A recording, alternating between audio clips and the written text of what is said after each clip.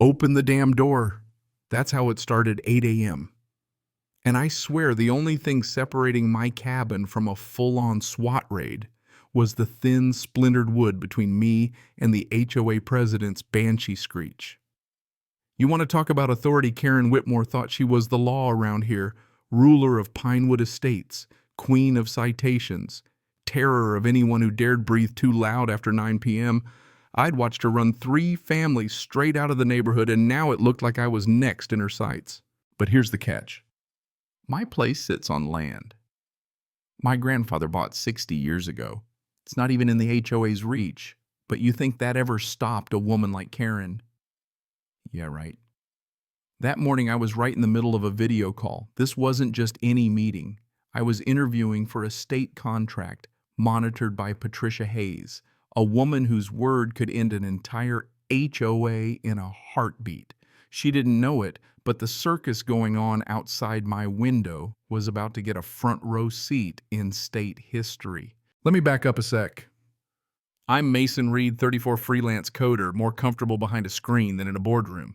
Grandpa's cabin is all I've got left of him, pictures on the walls of him sawing beams, teaching me about wood grain, about standing up to bullies, and above all, never letting someone tell you what you can and can't do on your own land. I'd poured years into this place. Now Karen was circling my porch, snapping photos, shouting about proper inspections. The only violation here was her volume. You know what I mean? The worst part wasn't her yelling. It was that today of all days was the final interview for a job I'd spent months trying to land. Patricia's face popped up on my screen, looking as cool as if she didn't have a clue about the storm brewing on my doorstep. "Mason, are you ready for security clearance?" she asked. I tried to act like my pulse wasn't pounding out Morse code.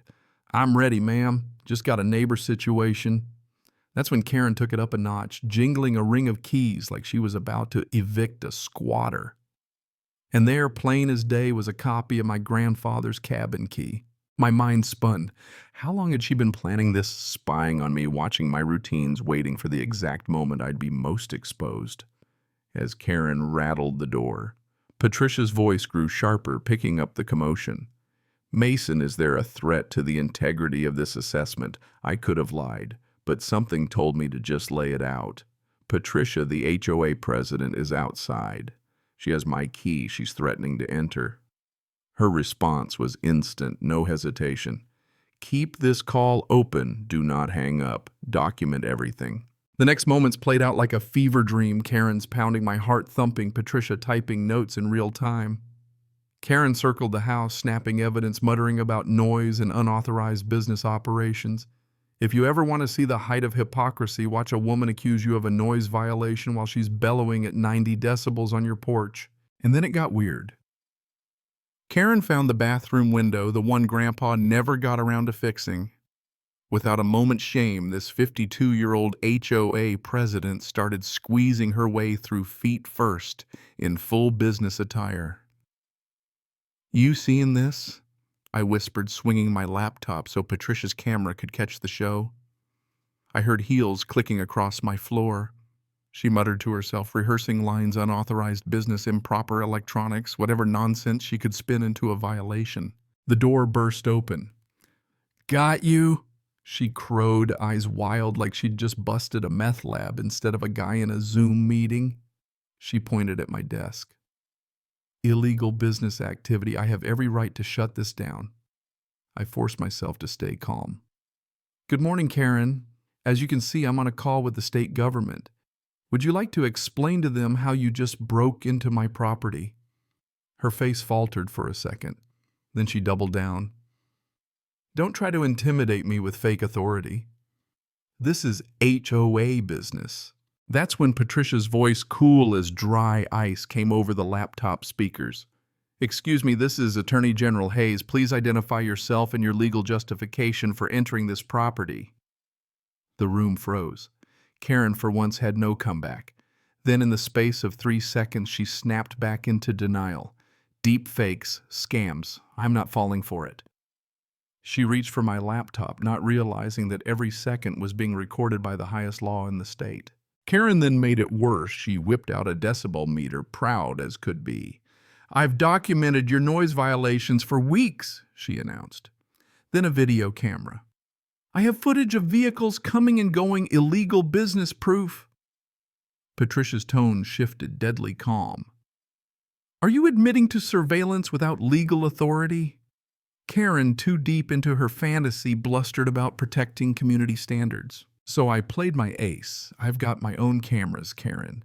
6 months worth of footage, including your little break-in stunt this morning." I turned my phone so she could see herself clear as day crawling through my bathroom window. Patricia All Business said, "Upload that to the evidence portal immediately. Miss Whitmore, you are now facing criminal trespassing and surveillance charges." Karen wasn't done. "I have immunity as HOA president." She tried, but her voice cracked. Patricia cut her down. "No such thing exists for criminal acts. Breaking and entering is a felony." The air in the room turned leaden. Karen's bravado collapsed as the reality of her situation hit. But then the sirens started. She brightened, thinking her cavalry had arrived. Turns out it was Marcus Chen, my best friend since high school, now a sheriff's deputy. He let Karen spill her story about illegal business, then coolly asked, "Who reported this?" The color drained from her face as he explained, "Your neighbor saw you breaking in, Karen." Then he turned to me, voice warm. "Hey, Mason property dispute?" Just that. Suddenly I wasn't the suspect. I was the victim, the local guy the law trusted. Patricia's voice came through Deputy Chen. "I've been monitoring this for the state. Miss Whitmore faces multiple charges." Marcus nodded, all business. Karen, desperate, pulled out a letter claiming HOA authority. Marcus barely glanced at it. "The signature isn't in our records." "And even if it were, HOA power doesn't trump property rights or criminal law." Then the real twist, my phone rang. Grandpa's lawyer, Mr. Harrison, he'd never called unless it was urgent. I put him on speaker. "Mason, I have new documents. Your property line is much bigger than we thought. You own 40% of what's now Pinewood Estates. Legally, most of what Karen's managed belongs to you." Silence. Karen's face went ghostly. Patricia broke in. "Are you saying this HOA has been operating on land it doesn't own?" Mr. Harrison confirmed it and added another bombshell. Karen had known about the boundary error for 2 years and kept it quiet. Karen started to unravel, claiming she'd invested everything, that she was trying to protect the community. But Marcus pressed her. "Did you knowingly manage land outside your authority?" She flailed the excuse as thin as tissue. Then Harrison added fuel. "You have grounds for civil damages, possibly criminal fraud. There are also signs Karen used HOA funds for personal debt." Now Karen was slumped in my grandpa's chair, the fight draining out. But then one last act, she pulled out a USB stick, hands shaking. "This proves Mason's a criminal. He's tried to destroy the HOA, bribe officials." The desperation in her voice was almost tragic. Patricia, ever the prosecutor, announced, "This is now a federal investigation. Every word is evidence." Karen melted down, ranting about her family's savings, the community falling apart. But then she blurted out she'd been wiretapping my calls, tracking my emails, monitoring me for months. Marcus had heard enough. "You've admitted to federal crimes, wiretapping, stalking. I suggest you remain silent." But Karen was far past reason. Patricia, cold as the law itself, delivered the final blow. "Miss Whitmore, you've been under investigation for 6 months. Today's events were a controlled operation to gather evidence on HOA corruption. The USB drive you brought contains everything: your embezzlement, your fraud, your network of co-conspirators. You've just handed us the case against you." Marcus stepped forward, handcuffs out. "Karen Whitmore, you are under arrest for fraud, embezzlement, and violation of civil rights." Karen tried to hold on to her last scraps of pride. "You haven't won. There are others, people with real power. They won't let this stand." Patricia just smiled. "Thank you for confirming the wider conspiracy. Your cooperation is now required." 3 weeks later, I sat in my grandfather's chair, coffee in hand, reading headlines: "State dismantles largest HOA corruption ring." Karen was sentenced to 8 years, dozens more officials arrested, millions in stolen funds uncovered.